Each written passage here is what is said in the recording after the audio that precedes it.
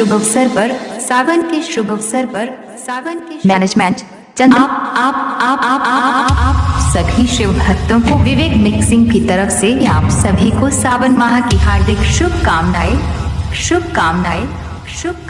विवेक राज sound check. को भोंकने से कभी शेर मारा नहीं करते, महाकाल के दीवाने कभी किसी के बाप से डरा नहीं करते। जय भोलेनाथ, जय भोले। बिरबल पटेल कोकिल माता डीजे चलो बजा, शंकर भगवान की जय श्री राम, शंकर भगवान की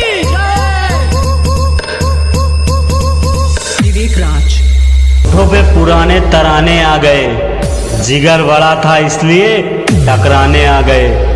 जो हमें नहीं जानते उन्हें अब पता चलेगा कि महाकाल के दीवाने आ गए। जय भोलेनाथ, जय महाकाल, जय श्री राम, जय